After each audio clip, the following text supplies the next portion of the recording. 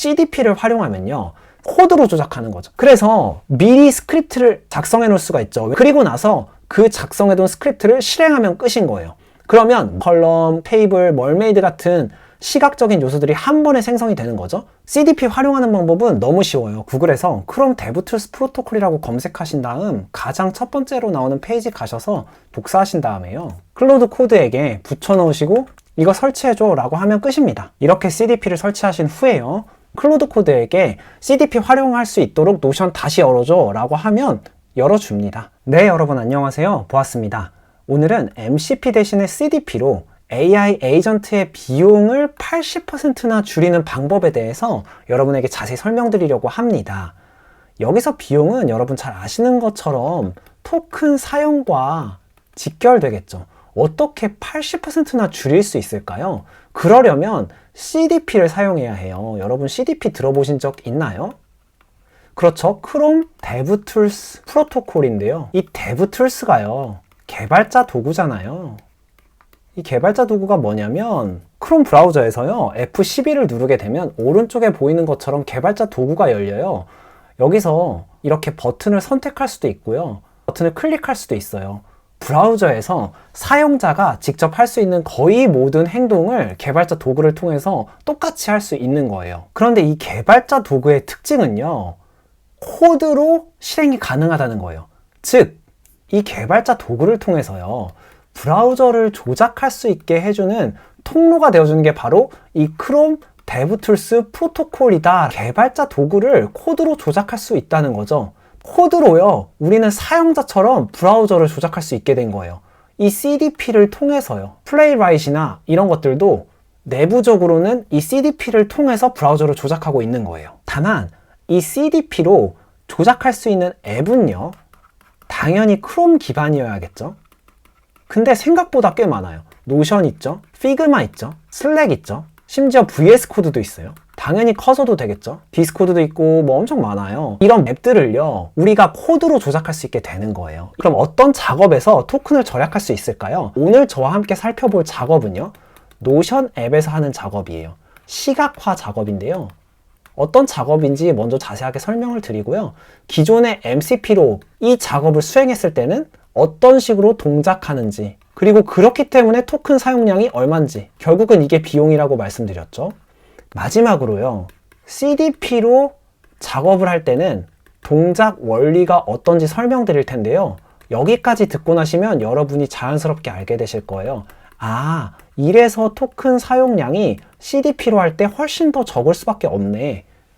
여기까지 설명드리고, 하나 보너스로는요, 노션 시각화뿐만 아니라 CDP로 작업했을 때 토큰 사용량이 훨씬 더 적을 수 있는 효율적인 작업은 또 뭐가 있을까? 그 작업의 특징을 한번 정리하면서 마무리하려고 해요. 이거 알아가시면 여러분들이 다른 작업할 때도 이거 CDP로 하면 훨씬 더 토큰 아낄 수 있겠네 하는 CDP 활용의 기준점에 대해서 감을 잡으실 수 있을 거예요. 그럼 가장 먼저 오늘 우리가 할 작업인 노션 시각화 작업이 뭔지 함께 살펴볼게요. 제가 비주얼라이즈 노션이라는 스킬을 만들었어요. 여기서 비주얼라이즈 노션이라는 스킬을 사용하는 것이죠. 이 스킬의 내용은요, 노션에 이런 컨텐츠들이 쭉 이렇게 써 있잖아요. 이 컨텐츠를요, 아래 보시는 것처럼 다양한 도식으로 보기 좋게 시각화하는 스킬이에요. 개념 계층화, 시스템 상호작용은 이렇게 시퀀스 다이어그램으로요. 그리고 노션 안에 네이티브 기능들이 있죠. 예를 들면 콜아웃이요, 테이블도 사용할 수 있고요, 토글도 있죠. 그래서 어떤 상황에 어떤 시각화를 하면 좋다라는 가이드를 스킬로 작성해 두었어요. 자주 사용했기 때문에요. 이게 바로 제가 말씀드렸던 노션 시각화라는 작업이에요. 잘 보시면 이해가 쉽도록 시각화가 잘 되어 있는 편이잖아요. 원래는 그냥 텍스트로만 되어 있다면요, 헤더 정도 구분되어 있고요, 블랙 포인트로 되어 있고, 쭉 보시면 시각화가 전혀 되어 있지 않은 모습을 보실 수 있죠. 이런 문서를 노션 시각화라는 스킬을 쓰면 이렇게 풍성하게 시각화를 해서 가독성을 높이는 거죠. 이런 작업이 바로 노션 시각화 작업인데요.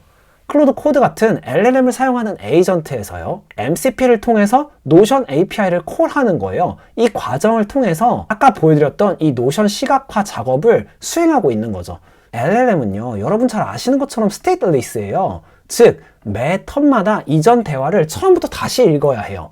그래서 MCP로 동작하게 되면요, 아래처럼요, 이전 턴에서 작업했던 내용을 그대로 포함해서 다음 턴의 요청에 추가로 보내줘야 돼요. 컬럼을 만들어 할 때는 1000 토큰을 인풋했어요. 그 다음 블록인 콜아웃을 만들어 할 때는 500 토큰만 더하면 되는데, 기존에 인풋했던 1000 토큰과 함께 더해서 1500 토큰을 보내야 하는 거예요. 그리고 나서 테이블 만들어 하면 이것도 500 토큰이면 되는데, 앞에서 요청했던 1500 토큰을 더해서 2000 토큰을 보내야 되는 거죠. 이런 식으로 계속 누적돼서 토큰을 사용해야 하는 거예요.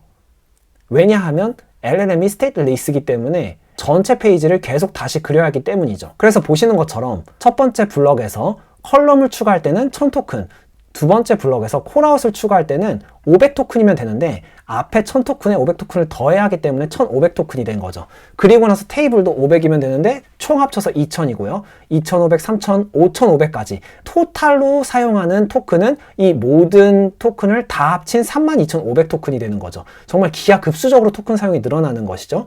반면에요, CDP를 활용하면요, 이렇게 테이블도 직접 추가할 수 있는 거죠. 이렇게 사람처럼 직접 브라우저를 조작하는데 어떻게 조작하냐? 코드로 조작하는 거죠. 그래서 미리 스크립트를 작성해 놓을 수가 있죠. 왜냐하면 코드로 조작하기 때문에. 그리고 나서 그 작성해둔 스크립트를 실행하면 끝인 거예요. 그러면 모든 요소, 컬럼, 콜아웃, 테이블, 멀메이드 같은 시각적인 요소들이 한 번에 생성이 되는 거죠. 그리고 끝나는 거예요. 그래서 시퀀스 다이어그램을 보면 앞서서 MCP 시퀀스 다이어그램보다는 훨씬 단계가 줄어든 거를 여러분이 확인하실 수 있죠. 스크립트를 작성해 놓고 한 번만 실행하면요, 그 다음에는 매 턴마다 이런 식으로 왔다 갔다 하면서 계속 토큰 사용량이 누적해서 증가하는 구조가 아니기 때문에 훨씬 더 적은 토큰 사용량으로 전체 페이지 시각화 작업을 끝낼 수 있는 거예요. MCP 방식과 CDP 방식 한 번 더 비교해드리면요, MCP 방식은요, 결국 매 턴마다 노션 API를 호출하게 돼요. 그렇게 API 결과가 컨텍스트에 계속 누적이 돼야 돼요. 처음에 컬럼을 생성하라고 1000 토큰을 보냈으면 두 번째 콜아웃 생성할 때 1500 토큰, 그 다음 2000, 2500, 3000 이런 식으로 추가되는 모든 토큰을 총 합쳐야 하기 때문에 32500 토큰이나 드는 반면에, CDP 방식은요, 스크립트 1회만 작성하고 그걸 실행만 하면 모든 시각화 요소가 한 번에 생성되기 때문에요, 컨텍스트 누적이 없죠. 그렇기 때문에 블록 10개가 2턴 만에 완성되죠.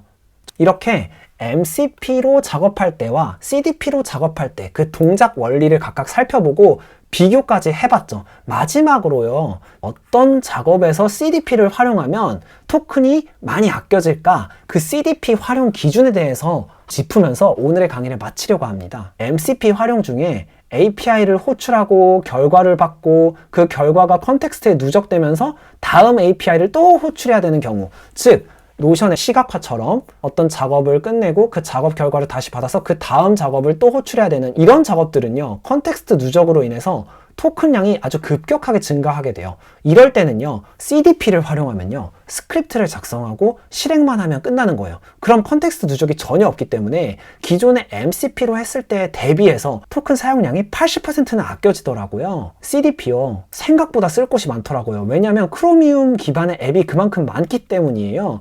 피그마 같은 경우도 굉장히 토큰 절약 많이 됩니다. 그래서 여러분 적극적으로 사용해 보세요. CDP 활용하는 방법은 너무 쉬워요. 구글에서 크롬 데브툴스 프로토콜이라고 검색하신 다음 가장 첫 번째로 나오는 페이지 가셔서 복사하신 다음에요, 클로드 코드에게 붙여 넣으시고 이거 설치해줘 라고 하면 끝입니다. 전 이미 설치했기 때문에 필요한 것이 모두 다 설치되어 있다고 나오는데요, 보시면 웹소켓이 있어요. CDP, 이 크롬 데브툴스 프로토콜은요, 웹소켓으로 브라우저와 소통하고 있습니다. 이렇게 CDP를 설치하신 후에요, 노션에서 이 CDP를 활용하시려면요, 기존에 실행 중이시던 노션을 종료하시고요, 오른쪽에 이 CLI로 리모트 디버깅 포트를 9222로 할당해서 다시 열어줘야 해요. 이 CLI 그대로 입력하셔서 실행하시면 됩니다. 클로드 코드에게 CDP 활용할 수 있도록 노션 다시 열어줘 라고 하면 열어줍니다. 다만 이때 주의사항은요, 만약에 노션을 사용해서 사용자가 직접 작업 중이다 라고 하면